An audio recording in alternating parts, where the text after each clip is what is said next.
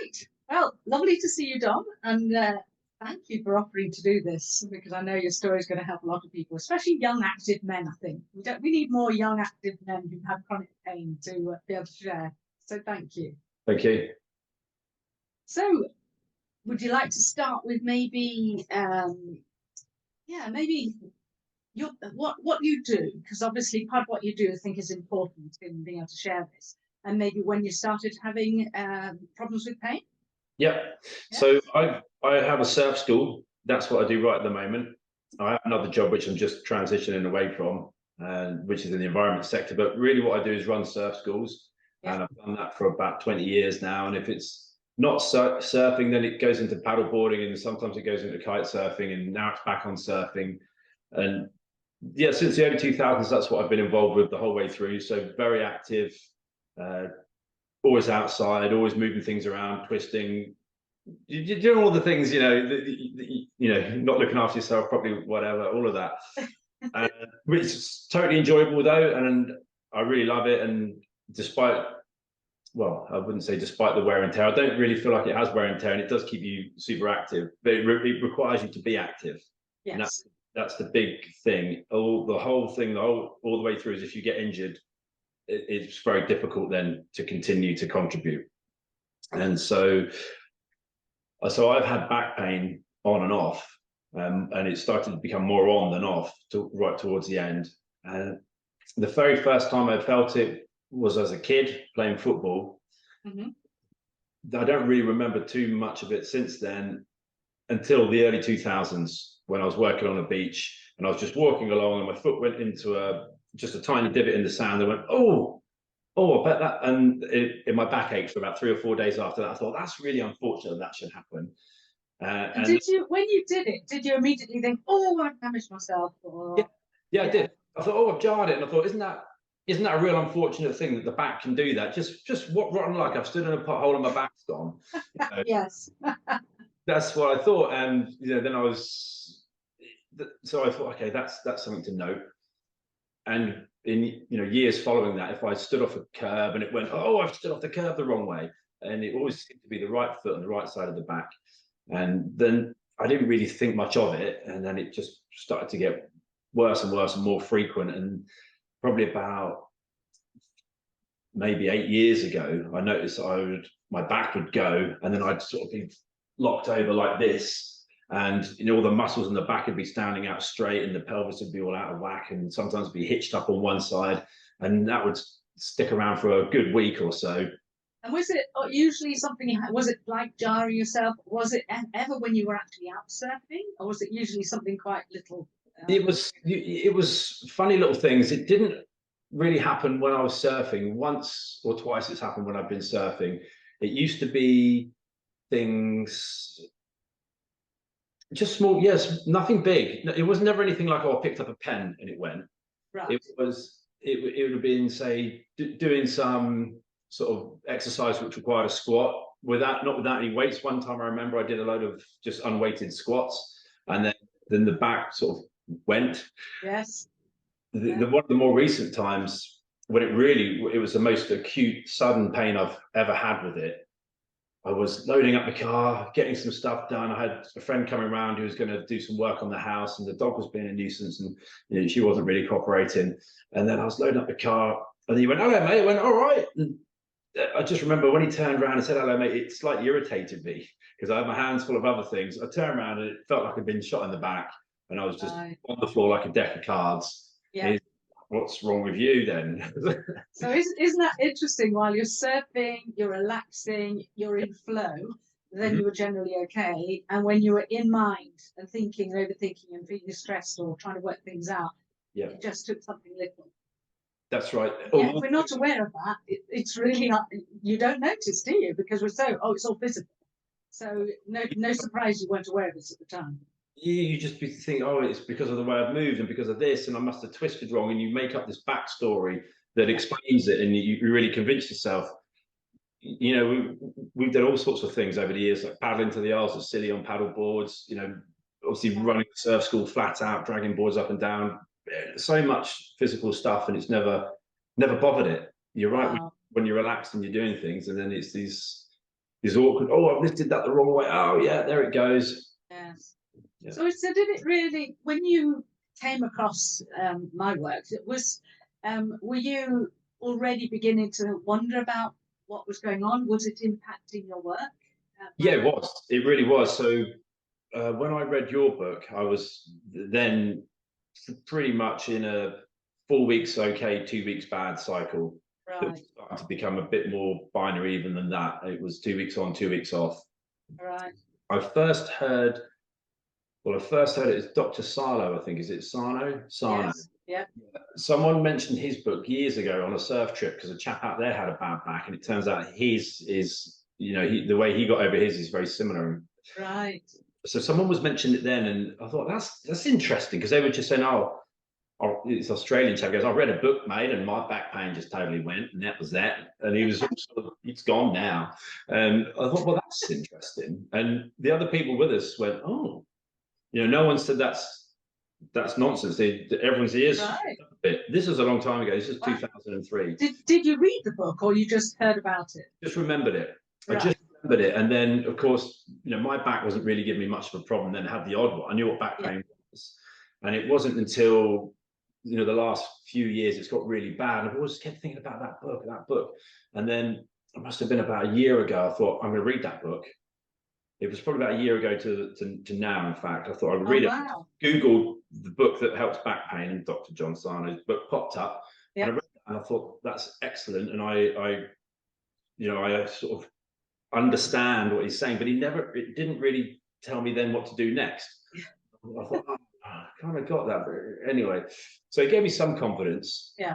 I actually joined a CrossFit gym, which is something I'd always avoided and wanted to do, and made up all the reasons why CrossFit can't be very good, because I started doing that. And one of the things he said in the book was do exercise and do as much of it as you can. Yeah. Well, I started doing that, and it actually, I was fine. And I also had a rotator cuff problem, which I thought I had a rotator, and that just went, that totally evaporated. And all the things, So you're getting the evidence coming in to help you move further on your journey. Yeah, absolutely. And then I was at a paddleboarding race in August, and one of the competitors there had back issues. And I said, oh, well, I've read a book about back pain. And your son stood right next to me, Freddie, because he'd lent me a paddle for this race, and I've known Freddie for a long time. He said, well, my mother's also written a book about back pain. And I said, oh, okay. And he, you know, he just said a little bit more about it. And I thought, well, I'm going to read that book. And so went on holiday to Costa Rica over the winter. I was really looking forward to the holiday. The back went before the holiday. I was like, of course it will, but then it'll probably be all right, and I'll get my 4 weeks. And then it went again during the holiday. Oh, wow. Just a really, you know, doing nothing really. Mm-hmm. I thought, right, now it's time to get that book. And I got the book and I read it, and it built upon Dr. Sarno's book, that then you had all the tools and the ways this and the ways to reframe things and the way to think about things, and the journaling really stood out for me. Right. And also the, you know, about treating yourself a bit kinder, you know, and having a bit of visualization about doing the activities you want to do, but, you know, not being scared of them and seeing them happen in a successful way. Yes. But this is great. And I thought, well, this, you know, maybe I could get a chat with George, and maybe I, you know, George, you get on the books or something. And then when we got back, it went again. I thought, right, I'm going to find a Serpa practitioner and get on with this. And that's when, yeah, I went on the website, found Susanna, and the rest is history. But while this latest acute attack happened, it was one of the worst ones I'd had, and it was just, every movement was painful. And one of the other things I did in desperation was contacted my GP, who I'd never spoken to about back pain before, because, you know, they're general practitioners. Mm-hmm. Was actually very good about spines, which isn't a surprise because they probably see lots of spines. And what he said kind of fitted with what I was beginning to get a sense of what was actually happening. Right. I'd had a lot of treatment for physiotherapy over the past. I had scans on the lower back. Nothing's been found. Yeah. Seeing chiropractors, osteopaths, all the rest of it. Yeah. Of course, the treatment doesn't really work, because in my case, sometimes it gave some relief, and then sometimes it actually made it worse. Right. So, you know, might well have done nothing, and you probably would have got the same result. So So yeah, I started to get a sense after reading your book and after initially reading Dr. Sarno's book that it was a bit more of a top-down process going on here, and the way the doctor explained it sort of matched up with that, and I thought that's interesting. So then he referred me to a spinal specialist in the NHS, just as a belts and braces approach. And by the time that appointment came around, it had been about 6 weeks since the initial doctor's appointment, and I'd had a couple of sessions with Susanna, which were going great. Right. And by the time the spinal thing, I was like, I might as well just bin that off. And I thought, well, I will go. And then he did the full examination and everything else, and he said, well, there's nothing wrong with your back. So what are you doing so far? And I said, well, I've started the Serpa treatment, and this is what we're going through. And he said, well, that's probably what I would be doing, to be honest with you. He said, there is nothing I can do for you, and if that's working, then there's your answer. The only thing he could add, he said, to help break down these pathways, which seems to be what the Serpa technique's about. So maybe take a couple of ibuprofen or something before the pain gets there, or when you feel something creeping up, and that will maybe work a little bit in concert with it. Well, why not? Okay. And so right now, then I'm at a position where it's the first appointment with Susanna, I think, was probably February or maybe January. I think it might have even been, it was late January when we had the initial chat, and then the treatment started soon after that. So that's been February, March, April. So it's 4 months. And had a very busy 4 months. All sorts of things have happened which I would never have imagined happened. And lots of crazy things have happened. Lots of stresses. I'm a very busy time of year at the moment as well. We're moving out from here. The circle's starting to get busy. Degree doing is all sort of finishing. Been working somewhere else. So just a crazy amount of things happening. Yeah. I've been able to feel twinges coming and going, but now I know why they're coming and going. And there's been probably two occasions for sure I thought this normally would be about the time I'd be laid up for a week. Able to manage that and come through the other side and carry on doing what I'm doing. And of course, each time that happens, the confidence grows. Yeah. So when another attack comes back, it's not as effective, No. So you're calming those neural pathways down until they become more dormant. So it will probably take a lot more to trigger anything. That's right. Yeah. And you mentioned top-down approach to the mental side of thinking. But we also then talk about a bottom-up approach of becoming more aware of how we're feeling. Yes. How you're feeling emotionally when you're feeling stress. And I bet you're much more responsive to that rather than ignoring it because you're not really aware of it because you're busy, and you're so busy you just keep going. I would suggest now you're much more aware. It sounds like much more aware when you're stressed. And the other thing is that if you're getting the pain and you're recognizing that the pain is initially that is the first thing, you'll get the pain, you think, okay, what's going on? Let me sort this out. The more you do this, the more you become aware of the initial trigger, like the stress or a tightening up or an emotional shift, which means if you work with that, then you can often prevent the pain coming on as well. So it sounds like a really good journey for you, a real understanding of what's going on here and also what's going on emotionally as well. Absolutely, yeah. And so it's given me a whole framework really for understanding stress, noticing the triggers and then dealing with it. Whereas in the past or before, my idea of dealing with stress would be to try and be calm, go away and try and be calm somewhere, which sort of involved a kind of almost running away type. Yes. Go lie down in the room or go for a surf or whatever, just take your mind off it. And of course, that's just, I don't know, it's a distraction. It obviously wasn't working for me. Obviously not dealing with the issue. You're not dealing with the issue, no, and you're not letting yourself know that you've dealt with the issue either. No process there at all, and you're just ultimately trying to stick your fingers in your ears or something. So the somatic tracking was the second tool that Susanna introduced. So the first one was journaling, which I found was just incredible. That was really amazing. And then the journaling, what that did for me was that helped me identify what the issues were. And the way I did it, well, Susanna coached me through all sorts of techniques. So I drew a mind map of all the things that I thought might be an issue in accordance with the timeline I drew. Yeah. Which, that's going to take a long time, but it's not that long actually to draw a timeline. Right. So I drew a mind map and I thought, well, I'm going to chip away at all of these. And some of them, and the way I discerned if an issue was a big one for me or not was by how much writing I automatically did for it. Right. Some of them I started writing like, and I find myself saying, writing, well, at the end of the day, that's not too bad, Yeah. And the other ones, it just kept going and going and going, and sometimes a big scrawly, and it would go on and on and on and on. Oh, that's a big one. That's a big one. Some of them would wind up after about 5 minutes, and that'd be the end of that. And then, I'd okay, well, that's enough of that now. I'm going to stop that for a bit, and then I'll maybe come back to it. And they took 2 or 3 really big sort of dumps, if you like, to just get the page. And were you able to then more easily rationalize it and understand it? So putting things into perspective, yes, it's happened. What have I learned from this? That sort of. Absolutely, yeah. I was just able to be honest with myself, really.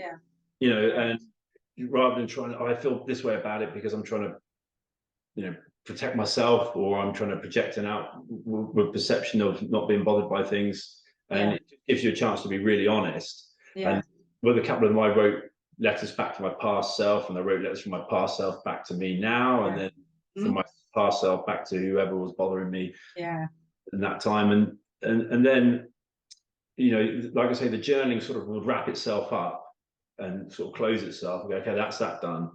And then over the next few days, I just find I wasn't thinking about it. Yeah. And I thought, well, that's pretty good. The ones that I kept sort of going, the old circular thought pattern, I thought, right, lesson learned. You don't fix this by just going over and over and again, because you're just making that pathway. So get it out, get journaling with it, and then those circular thought patterns would revise down. Yeah. And then having that real awareness, whether somatic tracking with the emotional awareness work, that can be so helpful, can't it? To really learn to become in tune with what's going on inside you, rather than just sort of pushing through. Journaling was great because it's something that you can always do. Yeah, absolutely. Every day you can do journaling, or in the morning, it's always available. However, it's not as instantly portable as the somatic tracking, which you can do anywhere. So a little bit longer for me to get to grips with that. Then once I did, I thought, oh, this is good. And the first time I really felt it work was in a session with Susanna, and of course we're doing this over Zoom. And she said, so how's your back now? I said, well, actually, it feels like there's a big tight knot at the back of it. Other than that, I can still move, but it's there. Okay. And then she went through a couple of things. How's work? Okay, well, there's a little bit of a situation. And then went identified the problem. How does it make you feel? So we went through that a few times. How did you want to react, but you didn't? I wanted to do this. So we went through that a few times. What would you have liked to happen? And then, I think what she said was, okay, now let's go through that problem again. And reenact it. Now how do you feel? And I felt a lot more like, oh, it's a shame that it hasn't worked, rather than frustrated. And then we examined how my back was feeling, and the way I felt it was this sort of melting. I used to feel around the lower back, and then an expansiveness. The shoulders would sort of drift back a little bit, and an opening in the chest. And she would say, well, how's your breathing feeling now? So it feels really clear. Obstructed. And so one of the things I had to learn, which took a while was to get used to that feeling, and find the other things in life that triggered that feeling, like the good things. Sort of sit with those for a bit, build up familiarity with that feeling, and go, sort of look for that. And the other side of the coin, of course, then is, when you're feeling stress, where do you feel it? And one of the things I used to keep doing was, how does it make you feel? Okay, it makes me feel sort of, and I'd use a verb. So no. Where does it make you feel, and how does that feel? Don't sort of use a verb to say you feel confused. It's more like it feels like it's tightening or it's knotting, and it's in the lower back, and it's maybe spreading or rising. So hence the name somatic. Yes, absolutely. Which I think is so important in this work. And the longer I've done this work, the more I feel, it really is about more of a bottom-up approach of this, really becoming aware of introspection, how you're feeling inside, and like you say, how you're thinking about things, that absolutely impacts that. So, and you say it took you a long time. It can take people months to even be aware of sensations in their body, apart from pain. So I think you've done incredibly well. Thank you. Yeah, I mean, I'm still not, the journaling is a lot more easier, I'm not going to lie, for me to use as a tool, and the somatic tracking I have to put a bit more on it. But again, it goes to show like how many layers of defense we build up on top of things, and sort of little, not excuses almost, but explanations for the why things are the way they are. Yes.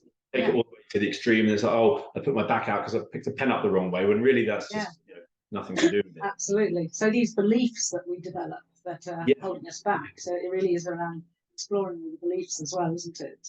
Yes, it really is, because there is this whole everything you know is wrong kind of. And when when you look at it, it's you can't unsee it. Once you've learned, true. You can't unsee it, and it's hard to sort of keep your mouth closed when you're speaking to friends and other people who complain about bad backs and bad shoulders. And you so how long has it been going on for? Right? Is it recovering? Yeah, because the other day I was down the gym doing this. All right. Does that sound like an injury, a muscle injury to you?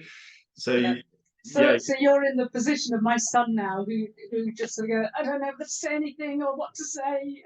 But I think because you were already on board with it, you probably found it easier to then mention it. Yeah, my partner I told her about it, of course, but she obviously knew I was going through all the treatment. She was very, very intrigued. So she bought a few copies of the book, and then she just, when people were read that, and they're like, oh, okay, thank you. Yeah. And what was really interesting for me as well was I studied the efferent nervous system on this course I'm doing. Right. And we looked at all sorts of pain modulation, and it just lines up perfectly with that. They called it the pain gate, and there was like this, it's a psychological model, and there was 4 different boxes, and they're all psychological, considerations like social background, family background, cultural, and some personal factors. And there's this little switch, and they're saying, all these inputs can affect that switch and decide whether there's something painful or not. And then they talked about the wind up or the hypersensitization, and I thought, that's exactly what's been going on with me. And it reminds me of when Freddie broke his knee. What was that, about 3 years ago now? And that he didn't know he'd broken it. So he was kite surfing at the time, landed badly, missed the right bit of the wind or whatever. Only knew he'd broken it, only knew he'd done something when he tried to get back on the board, and he had no pain. He ended up with surgery, but he had no pain. And for him, it was like, oh, kite surfers are always injuring themselves. My turn now. No big deal for him, because it was like, oh, okay. He didn't realise it was fractured. He just thought, oh, yeah, I probably pulled a tendon or something. And that just goes to show, it's not just what happens to us physically. It's all wrapped up in our beliefs, in what we say to ourselves, and what we've experienced, and whether we're anxious, depressed, or whatever. So true. And one of the things that Susanna said that really made that stick for me was, pain is always a response to threat. Yes. Yeah. And obviously Freddie knows it's his time, and he's kite surfing. It's something it's in his DNA, completely comfortable with it, and he's seen loads of people go through it, and he perceived that as a threat. He had no threat at all. He was just in flow, enjoying himself. And and then, of course, going back to it, then you have to get over those fears and worries when you go back into starting to do something that maybe had an injury from or was hurting, and that he managed to do that as well. And like you've gone back to doing all your stuff, so I think it's great that you're so busy over the last few months, but you've still managed to do this, and presumably your self-compassion and self-care, you're much more aware of that now as well, not ignoring the signs. That's right. That's absolutely right. So one of the other things I've been doing alongside, which has been quite a nice one too with the journaling, is a bit of daily meditation. Just 15 minutes, headphones on, and they just guide you through it. And it's a very simple one. You just repeat a little, mantra internally. And they say, look, you're not supposed to clear the mind. That's never going to happen. Just repeat the mantra. Don't worry about anything else. Yes. It's like fidgeting, and but that's been really good. And I had this sort of, I remember in the sort of, I started the treatment, the Serpa one, and I've been started the journaling. And I just had a sort of awareness of, funny enough, myself lying on the bed. And I thought, I've been a bit unkind to myself, you know, for a while. You know, I've given myself too much to do, and which is fine, but I hadn't really listened back to myself. Yes. And I've got more now to do than I had then. Right. Now I'm aware, at least, and these, I know the things that I'm dealing with at the moment, they won't be around forever. They're just transitional. They're part of the season, and other things that are coming to a close.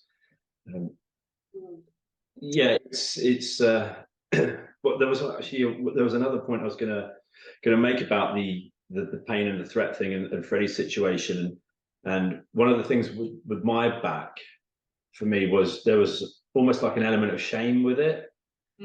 Oh, your back's gone again, has it? Oh, right, you again with your back, you know. And I've had, you know, acute injuries in the past, like hamstring tears and so on, which have been quite nasty.